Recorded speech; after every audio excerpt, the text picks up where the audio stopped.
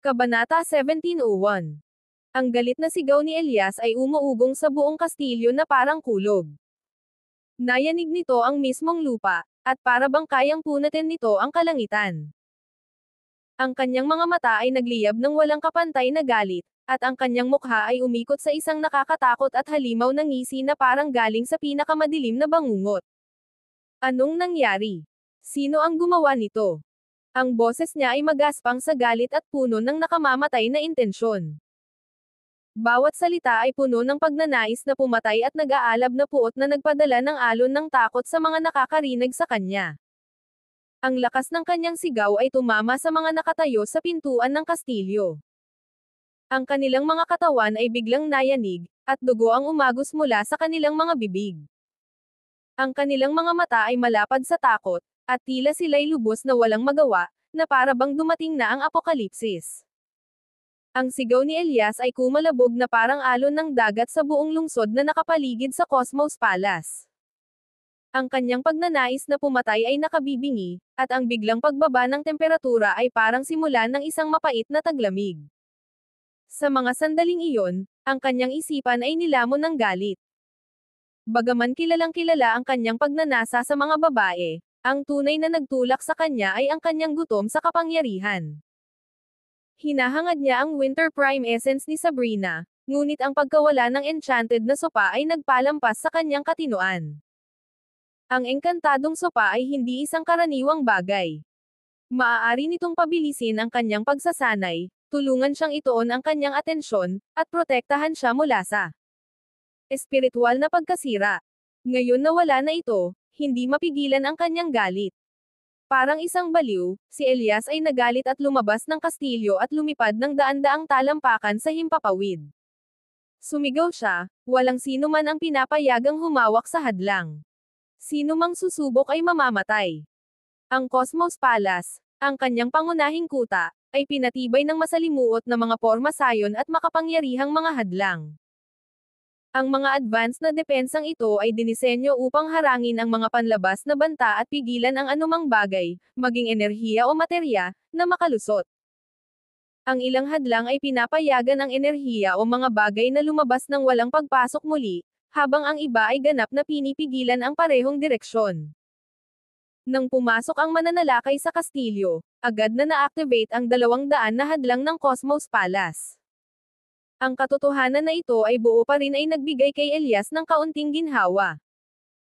Basta't nananatiling buo ang hadlang, sigurado siyang nasa loob pa rin sina Sabrina at ang enchanted na sopa, at determinado siyang silang hanapin. Ginoong Summer, ano bang nangyayari sa'yo? Malamig ang ekspresyon ni Luna, at puno ng pagdaramdam at paghamak ang kanyang mga mata. Ang babaeng gusto mo ay nawawala. Ano? Tumigas ang kanyang ekspresyon habang nagbigay siya ng mapaghinalang tingin kay Elias. Sa isang napakamaingat na binabantayang lugar, ang ideya na mayroong pumasok ng palihim at kumuha ng isang tao ng walang bakas ay tila imposibleng mangyari. Kaagad na pinaghinalaan ni Luna na sinusubukan ni Elias na itago ang babae para sa kanyang sarili. Maniwala ka sa gusto mo, pero wala na ang babae at ang aking enchanted na sopa. Kung nasa kastilyo pa sila, tutulungan ako ng hadlang na ito na mahanap sila. Humitit siya at sinabi ng may inis, bilisan mo. Ang Twin Crest Auction ay gaganapin sa loob ng 1 buwan, at 1 beses lang ito ginaganap tuwing 10 taon. Wala akong oras para sa iyong mga pagkaantala. Huwag kang mag-alala. Mahahanap ko sila agad, inis na sabi ni Elias habang pinipigilan ang kanyang galit. Mananatili ako dito ngayong gabi at aalis sa madaling araw. Lumiko si Luna at umalis. Ang kanyang mga hakbang ay maayos, ngunit ang kanyang galit ay halata sa bawat galaw. Sinundan siya ng kapitan ng gwardya ng malapit. Saan si Ginoong Wilder? Tanong niya ng malamig. Nasa sala pa rin siya, agad na sagot ng kapitan ng gwardya. Noong mga sandaling iyon, si Sebastian, na nakasuot ng maskara, ay humakbang pasulong. Bago makilala si Luna, ginamit niya ang extreme makeover technique upang baguhin ang kanyang hitsura at aura, kaya't hindi siya nag-aalala na makilala. Lumapit siya sa kanya at sinabi ng kalmado, Ginoong Wilder, may pagbabago sa mga plano. Nawawala ang taong hinahanap mo, pero darating din siya dito sa Cosmos Palace. Sumama ka sa akin sa guest room at magpahinga ka. Tumango si Sebastian. Ang kanyang ekspresyon ay kalmado habang sinundan niya ang katulong patungo sa silid ng bisita. Pagkatapos umalis ni Luna at ng iba pa, naging malungkot ang ekspresyon ni Elias. Tinawag niya si Black Bear at sinabi, pumunta ka sa pangunahing kastilyo at kunin si Bergson Gustavo. Nag-atubili si Black Bear. Ginoong Summer, si Ginoong Gustavo ay kilalang kakaiba. Maaaring tumanggi siyang dumating. Si Elias ay ngumisi. Sabihin mo sa kanya na kung tutulungan niya akong makahanap ng isang tao, ibibigay ko sa kanya ang Luman Arch Palace. Luman Arch Palace. Pero iyon ang iyong mahalagang palasyo ng mga artepakto. Napanganga si Black Bear sa gulat. Ang palasyo ng mga artepakto ay walang halaga at nagkakahalaga ng kayamanan na lampas sa imahinasyon. Lumas ang mga mata ni Elias sa galit, at kumpalso ang mga ugat sa kanyang noo. Kapag nakuha ko na ang Winter Prime Essence at umusad sa ika-6 o ika-7 bituin ng Transformative Deity Realm, wala nang halaga sa akin ang artifact na iyon. Naiintindihan, aalis na ako kaagad. Hindi naglakas loob si Black Bear na magtagal at yumoko bago umalis. Ginamit ni Elias ang kanyang espiritual na pandama upang tingnan si Black Bear habang inaalalayan siya palabas ng porma sayon. Pagkatapos, umupo siya sa bubungan ng malaking bulwagan at pinalawak ang kanyang mga pandama sa buong kastilyo. Alam niyang maaaring gamitin ng salarin ang teknik na extreme makeover. Dahil hindi niya sila mahanap, kinailangan niyang maghintay sa kakayahan ni Bergson sa pagsubaybay. Hanggang noon, mahalaga ang pagiging mapagbantay upang maiwasan ang anumang panghihimasok mula sa kanyang mga kaaway. Kabanata 17:02. Sa mga sandaling iyon, may isang gwardya na nagmadaling pumasok at nagulat, Ginoong Summer, may isang tao sa labas. Sinasabi niyang isa siyang nasasakupan ni Prinsesa Luna. Pasukin mo siya. Ang tingin ni Elias ay lumipat sa gwardya habang unti-unting pumasok ang pagkaunawa sa kanyang isipan. Di nagtagal, isang matandang babae na may puting buhok ang pumasok. Lumuhad siya sa kanya at nagpatuloy patungo sa silid ng bisita. Pumasok ka, tawag ni Luna mula sa loob ng silid. Ang matandang babae, si Talira Fowler, ay itinulak ang pinto at sandaling napatigil nang makita si Luna na umiinom kasama ang nakamaskarang si Sebastian. Kamahalan, may mahalagang balita ako. Habang nagsasalita siya, nagbigay siya ng banayad na sulyap sa kanya. Hindi siya sigurado kung dapat niyang ipagpatuloy. Ipinakita ni Luna ang kanyang kamay at nagtakda ng isang tunog-proof na hadlang. Si Ginoong Wilder ay isa sa atin. Maaari kang magsalita ng malaya. 11. Sinabi ni Talira, nalaman ko na may 2 tao mula sa Perpetual World na dumating sa Heracles. Isa ay si Sabrina, na may Frostborn Divine Body, at ang isa ay si Sebastian, na may Dulati Divine Body. Lumiit ang mga mata ni Luna sa gulat habang pinoproseso niya ang revelasyon. Ang Heracles ay minsang pinamunuan ng mga Diyos, at marami sa mga naninirahan dito tulad nina Luna at Elias ay kanilang mga inapo. Dahil dito, alam na alam nila ang tungkol sa Godmarks, isa na may kaugnayan sa isang Frostborn na banal na katawan at ang isa ay may kaugnayan sa isang Dulati na banal na katawan. Ang makatagpo sa kanila ay parang makatagpo ng 2 buhay na Godmarks. Ang ganitong kapangyarihan ay may potensyal na umakyat bilang isang bagong Diyos, isang pangarap na hinahangad ng lahat ng mga nag-aaral ng kultibasyon, kahit ng mga inapo ng mga Diyos. Idinagdag ni Talira, kinatigan ko ito sa pamamagitan ng pagkonsulta sa Seer of Fate. Mapagkakatiwalaan ang kanilang mga salita. Tinanong mo ba ang eksaktong lokasyon nila? Tanong ni Luna nang may pagka-impatient. Sa Heracles, ang mangguhula ng tadhana ay may natatangi at walang kap-ares na katayuan. Hindi ito isang titulo para sa isang individual kundi isang lahi na ipinapasa mula sa isang henerasyon patungo sa susunod. Bawat kahalili ay minana ang pangalang, Seer of Fate, at pinahusay ang sining ng malaking panghuhula, na nagbigay daan sa kanila na makita ang mga sakuna at gabayan ang iba upang matuklasan ang mga nakatagong pagkakataon. Bagaman hindi sila direktang nakikialam sa mga usaping pangmundong, ang mga may kakayahang magbayad ng kanilang napakamahal na bayarin ay maaaring bilhin ang kanilang mga serbisyo. Tanging ang pinakamayayaman lamang ang may kakayahang kumonsulta sa kanila, at ang kanilang mga hula ay kilala sa kanilang walang kapantay na katumpakan. Ito ang reputasyon na nagpulala sa pagkaabalang ni Luna. Ang pagkuha kahit isa sa dalawang buhay na Godmark ay magbibigay sa kanya ng pagkakataong umakyat bilang isang Diyos at makamit ang walang hanggang buhay. Maaaring bumagsak ang mga Diyos, ngunit ang mga ganitong trahedya ay bihira at karaniwang nagmumula sa mga mapaminsalang labanan. Kung hindi, walang hanggan ang kanilang mga buhay. Pagkatapos ng walang katapusang paghahanap, matatagpuan mo ang iyong hinahanap kung saan humihina ang liwanag, at ang mga anino ay nananatili. Sandaling huminto si Talira bago nagpatuloy, ito ang eksaktong mga salita ng mangkukulam ng tadhana.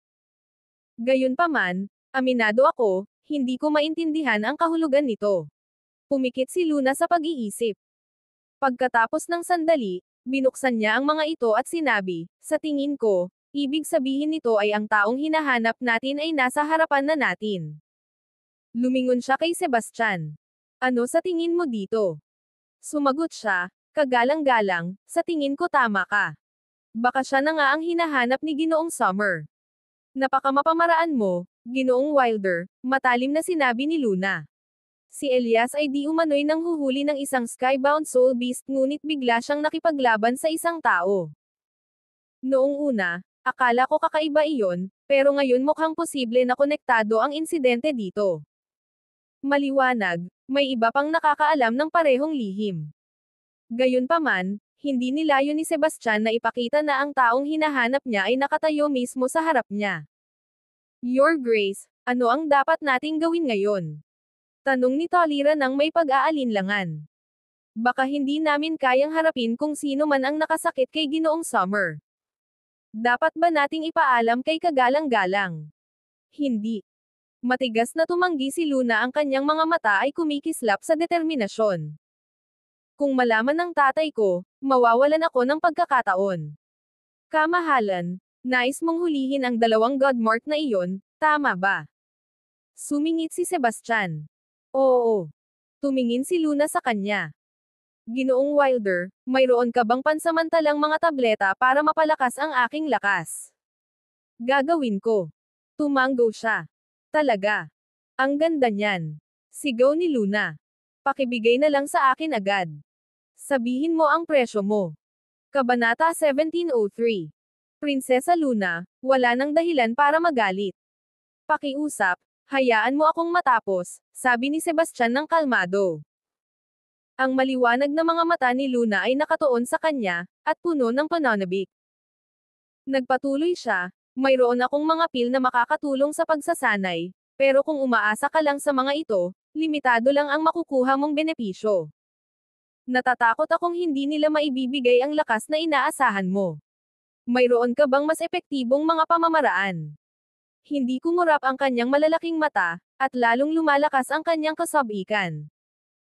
Sa tingin ko, dapat tayong mag-usap ng pribado tungkol dito. Nagtaka si Sebastian, at ang kanyang ekspresyon ay naging seryoso. Tumanggo si Luna ng bahagya. Pagkatapos, humarap siya kay Talira at inutusan, maghintay ka sa labas. Hindi nag-atubili si Talira.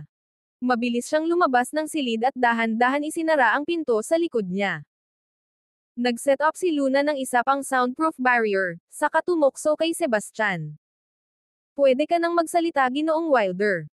Walang makikinig. Bago iyon, may tanong ako. Ano ang porsyento ng iyong espiritual na pundasyon?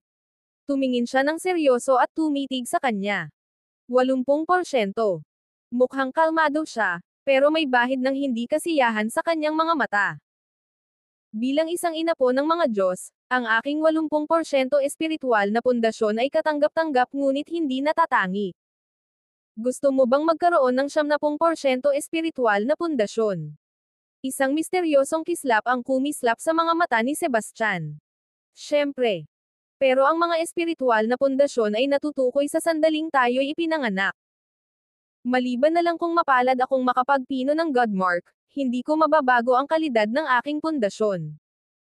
Napabuntong hininga si Luna nang walang magawa, at halata ang pagkadismaya sa kanyang mukha.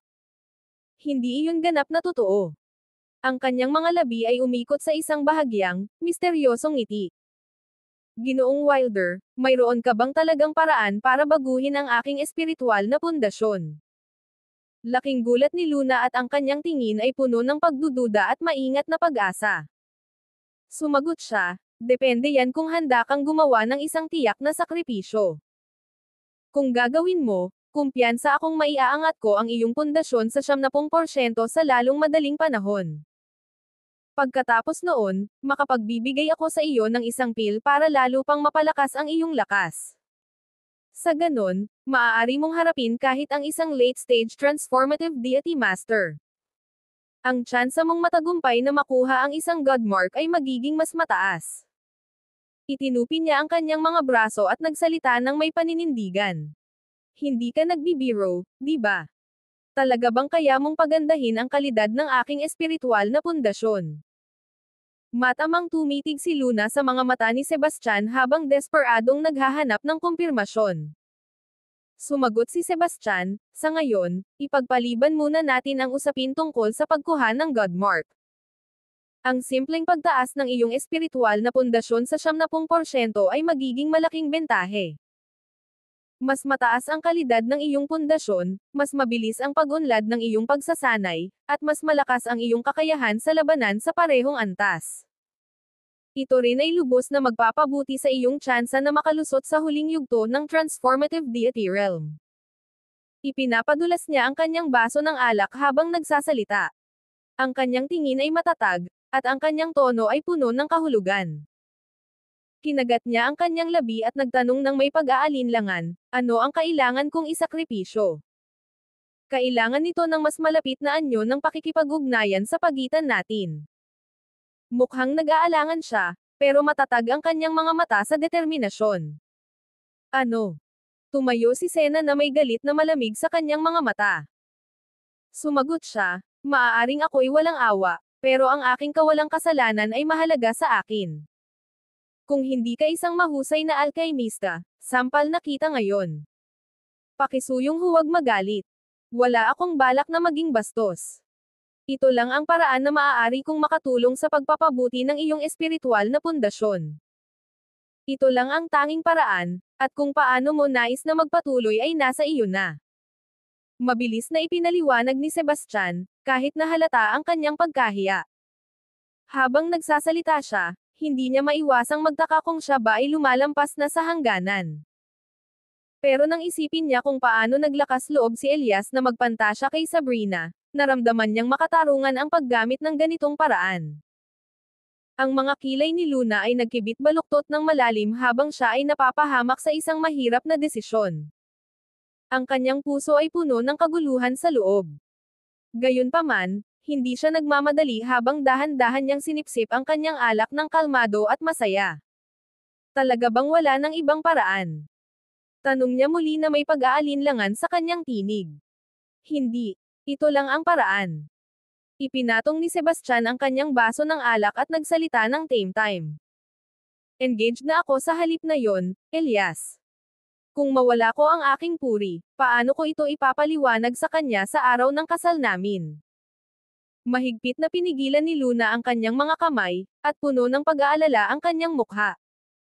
Kabanata 1704. Si Sebastian ay tahimik na nag-analisa, kagalang-galang, ikaw ang prinsesa ng Moony World. Kahit na malaman niya, hindi siya magkakagusto na gawin ang kahit ano sa iyo. Bukod dito, ang dami ng mga babaeng niloko niya ay hindi mabilang. Kahit na alam niyang nawala na ang iyong pagkabirhen, hindi niya ito ipagsasabi dahil ikakahiya lang niya ito. Kaya, huwag mag-alala tungkol doon. Kailangan mo lang isaalang-alang kung talagang handa ka na gawin ito. Sige. Simulan na natin agad. Kinagat ni Luna ang kanyang mga ngipin, at mahigpit na nakapulupot ang kanyang mga kamao. Ang kanyang mga mata ay nag-aapoy sa hindi matitinag na determinasyon. Walang dahilan para magmadali sa desisyon. Pakisuyong maglaan ng oras para pag-isipan ito. Nagkunwari siyang nag-aalala. Walang dapat pag-isipan. Kung ito ang kailangan para lumakas, sulit ang sakripisyo, matibay na sinabi ni Luna. Siya ay puno ng determinasyon, na lalo pang nagpalakas sa kanyang kaakit-akit na presensya. Ang pagtaas at pagbaba ng kanyang dibdib, matatag sa bawat paghinga, ay nagdagdag lamang sa kanyang alindog. Sa mga salitang iyon, dahan-dahan niyang ipinikit ang kanyang mga mata, at ang kanyang posture ay halos nakakaanyaya. Ang mga mata ni Sebastian ay kumikislap sa pagnanasa habang siya ay lumapit at maingat na niyakap siya.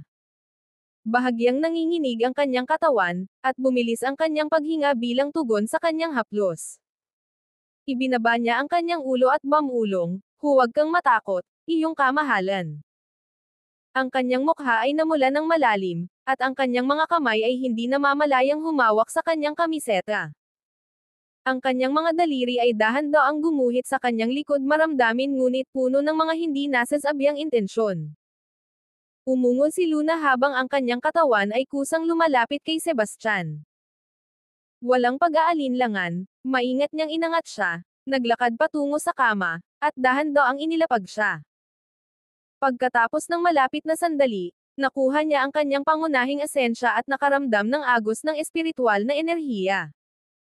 Ang kanyang pundasyon ng pagsasanay ay umabot sa antas ng 2 bituin sa transformative deity realm. Samantala, si Elias ay nananatiling nakadapo sa bubong ng malaking bulwagan sa Cosmos Palace. Ang kanyang mga espiritual na pandama ay bumalot sa buong kastilyo, kabilang ang silid kung saan nananatili si Luna. Gayunpaman, may isang hadlang sa loob ng silid na humadlang sa kanyang pagsisiyasat, na nagpagalit sa kanya, lalo na't may isang lalaki sa loob. Gayunpaman, hindi siya nagtagal dito. Alam niyang hindi siya ang tipo na makikilahok sa anumang walang ingat na gawain sa kabila ng kanyang malupit na kalikasan. Ngunit, hindi niya inaasahan na ang taong hinahanap niya ay nasa silid na iyon at nagbabahagi ng isang malapit na sandali kasama ang kanyang kasintahan. Sa silid, nakaupo si Luna na nakaluhod sa kama upang mag-ensayo. Ang kanyang mukha ay namumula, at may bagong hangin ng kasarinlan sa kanya na may balanse ng pagmamalaki at banayad na alindog. Sa bawat hininga, ang pagtaas at pagbaba ng kanyang dibdib ay lalo lamang nagpaganda sa kanya. Orihinal siyang may 80% na pundasyong espiritual.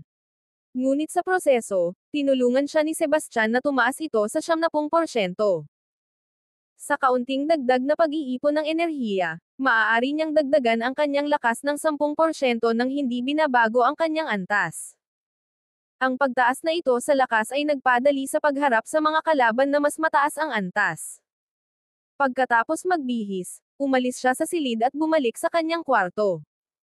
Nagtayo siya ng hadlang, pagkatapos ay kinuha ang tablet para sa pag-aamon ng halimaw. Isang sinag ng liwanag ang sumiklab at nagbago sa isang marikit at kaakit-akit na anyo si Sabrina. "Okay ka lang ba?" Hinaplos ni Sebastian ang kanyang buhok. May bakas ng natitirang takot sa kanyang mga mata dahil ang misyon na ito ay halos mapahamak. Ngumiti siya at umiling. Isang pares ng pamumula ang pumula sa kanyang mga pisngi, na lalo pang nagpaganda sa kanyang hitsura. "Masaya akong malaman na okay ka. Magpahinga ka muna sa tablet ng pag-aamon ng halimaw. Ilalabas kita dito sa lalong madaling panahon," sabi niya. Tumanggo si Sabrina, pagkatapos ay bumalik sa tablet.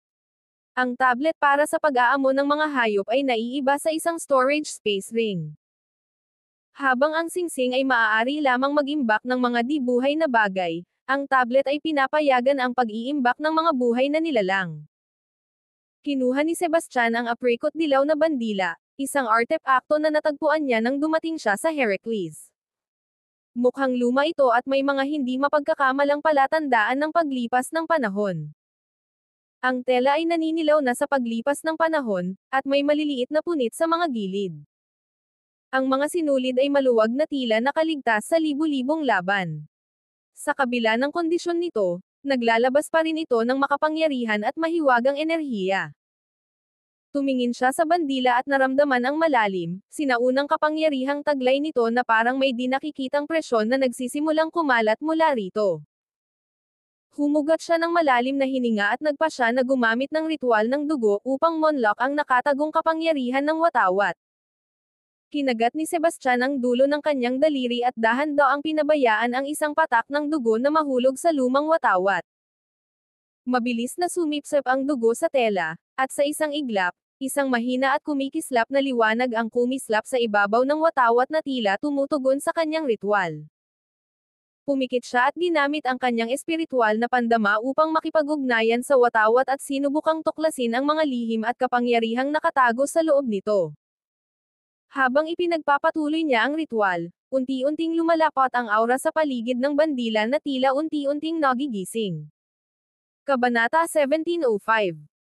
Katatapos lang ni Sebastian sa ritual gamit ang apricot dilaw na bandila at malapit na siyang magpahinga nang may narinig siyang sunod-sunod na katok sa pinto. Sino yan? Ang boses niya ay puno ng pag-iingat.